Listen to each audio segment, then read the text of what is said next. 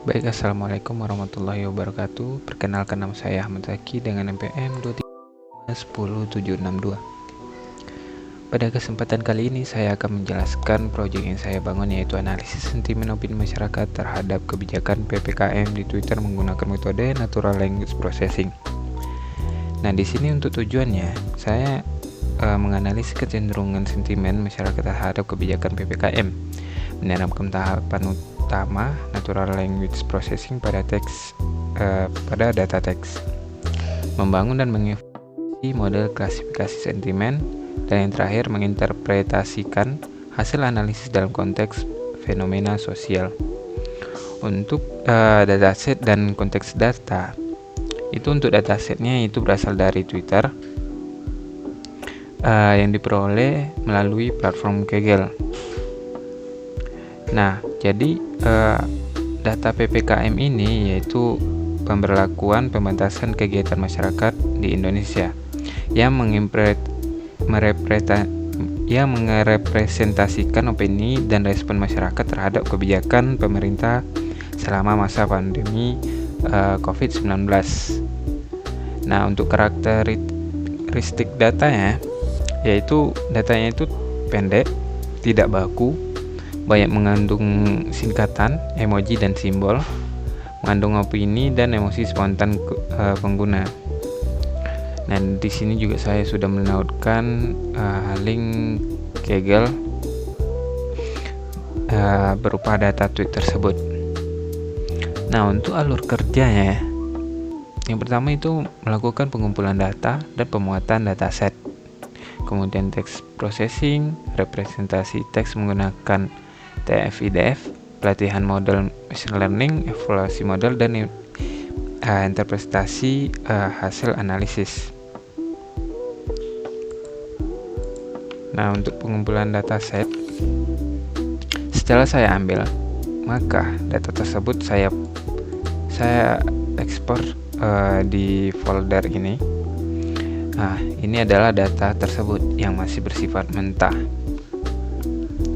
Nah, kemudian untuk tes processingnya itu bertujuan untuk membersihkan dan menormalkan teks agar dapat diproses oleh model machine learning secara efektif.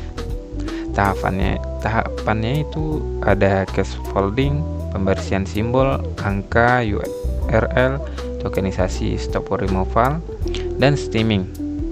Nah, jadi ketika data ini sudah dibersihkan, maka menghasilkan data yang sudah dibersihkan, yaitu ppkm cleaned.jsp. Ini adalah tampilan bagaimana data tersebut sudah dibersihkan, yang agar bisa dibaca oleh machine learning. Kemudian untuk implementasi model analisis sentimennya itu menggunakan pendekatan machine learning dan input fitur TF-IDF. Data dibagi menjadi dua, yaitu data latih dan data uji. Kemudian model latih untuk mengenali pola sentimen. Untuk kelas sentimennya ada 3, positif, negatif, dan netral. Model mempelajari hubungan antara kata dan label sentimen berdasarkan data pelatihan. Untuk representasi teks, setelah processing, teks diubah menjadi representasi numerik menggunakan metode TF-IDF. Metode ini menghitung bobot kata berdasarkan frekuensi kemunculan kata dalam dokumen dan keseluruhan korpus. TF-IDF dipilih karena mampu menonjolkan kata yang informatif dan mengurangi pengaruh kata umum yang tidak relevan. Nah, untuk evaluasi modelnya dilakukan untuk menilai performa model klasifikasi menggunakan akurasi, precision, recall, dan F1 score. Metrik ini digunakan untuk mengetahui seberapa baik model dalam mengklasifikasi setiap kelas sentimen. Nah, untuk hasilnya mungkin nanti akan kita bahas setelah kita menjalankan codingan ini.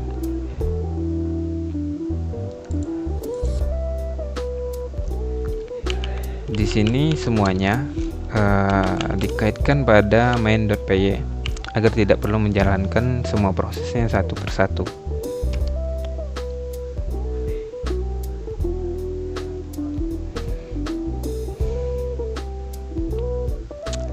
Di sini prosesnya sudah dimulai.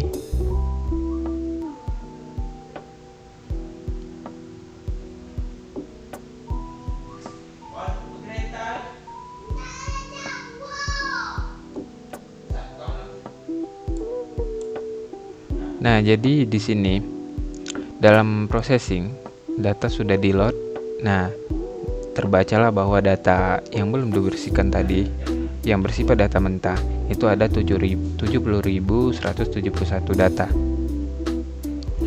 Nah, ketika processing dimulai, seluruh tahapan processing NLP dijalankan, termasuk cache folding, pembersihan teks, tokenisasi, stop word removal, dan steaming. Nah, hasil processing disimpan sebagai dataset baru, yaitu ppkm clinic.csv, agar data mentah tetap terjaga dan proses selanjutnya lebih efisien. Nah, untuk outputnya di sini dapat ditampilkan, yaitu teks yang masih mentah dan teks yang sudah dibersihkan atau dinormalisasikan. Kemudian tahapan representasi teks atau TF-IDF. Nah, di sini jumlah datanya ada 35.392 dan save TF-IDF ada 35.392 dan 5.000. Nah, yang 5.000 ini adalah fitur kata paling penting, dan yang 35.000 ini adalah baris data. Nah, yang 35.000 ini adalah data yang setelah dihapus data kosong. Maka inilah data validnya. Kemudian TF-IDF memungkinkan untuk memahami seberapa penting sebuah kata dalam sebuah teks dibandingkan keseluruhan data. Tahap ini menjadi jembatan sebagai antara NLP dan machine learning, karena teks sudah diubah menjadi angka. Kemudian training model. Nah, di sini data 6 video berhasil dimuat. Nah, data tadi masih sama 35.000. Kemudian ini hasil akurasinya adalah 0,96. Nah, yang mana kita hanya mengambil 3 angka di belakang 0. Maka dapat disimpulkan model mampu mencapai akurasi sekitar 96,7%, yang menunjukkan performa klasifikasinya yaitu sangat baik. Nah, untuk classification reportnya di sini terdapat 3: negatif, netral, positif. Kemudian ada akurasi, makro, dan weighted average. Nah, untuk netral, untuk negatif memiliki performa yang sangat tinggi karena jumlah datanya nominan. Kemudian positif, kemudian netral dapat dikenali dengan baik meskipun rekalnya belum sempurna. Dan negatif memiliki rekal, dan positif memiliki rekal yang rendah karena jumlah datanya yang sedikit, sehingga model sulit mengenali pola secara optimal. Ini menunjukkan bahwa distribusi data sangat mempengaruhi performa modal, bukan hanya kualitas dari algoritmanya. Kemudian model berhasil disimpan dalam sentimen model PKL. Kemudian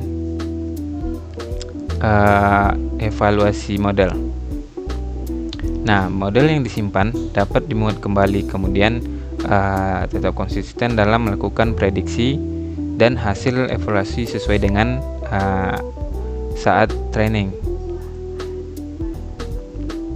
Di sini jumlah barisnya ada 35.000. Karena memang data ini hanya mempunyai satu kolom.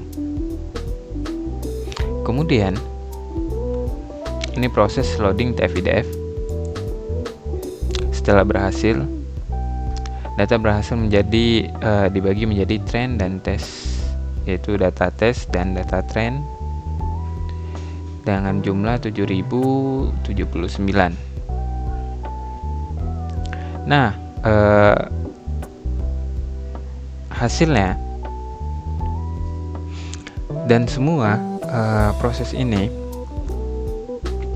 dicatat di project log txt agar kita dapat melihat tahapan-tahapan dari semua proses yang dijalankan dalam sistem ini, di mana untuk yang pertama itu menjalankan processing.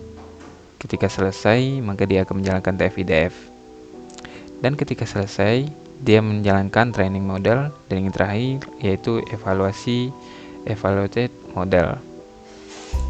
Nah, untuk kesimpulannya,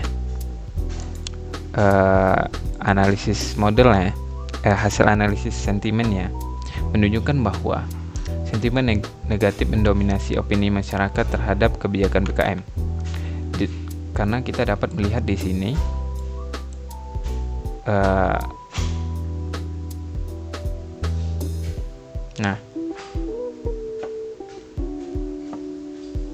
negatif lebih mendominasi karena bisa dilihat dari presisi, recall, F1 score, dan supportnya.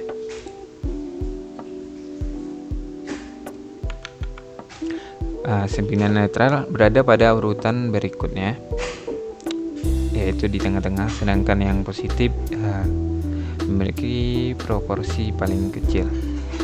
Ini menunjukkan bahwa kebijakan PPKM memunculkan lebih banyak respon kritis dibandingkan dukungan penuh di media sosial. Untuk interpretasi hasil dan fenomena, dominasi sentimen negatif dapat dikaitkan dengan dampak kebijakan PPKM terhadap aktivitas ekonomi dan kehidupan sehari-hari masyarakat. Sentimen netral cenderung berisi informasi atau pemberitahuan tanpa muatan emosi. Sementara yang positif menunjukkan adanya dukungan terhadap kebijakan sebagai upaya pengendalian pandemi. Hal ini menunjukkan bahwa analisis sentimen dapat merefleksikan kondisi sosial secara data driven. Nah, agar kita dapat tahu apa yang saya buat dari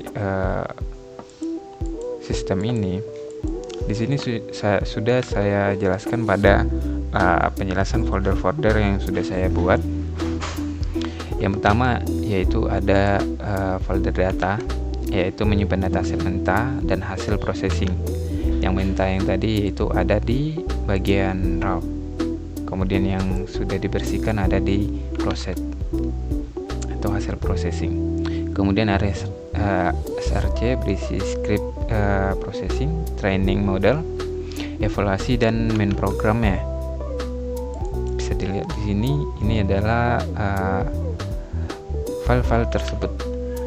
Kemudian pada bagian model itu menyimpan model dan TF-IDF vectorizer. Nah, di sini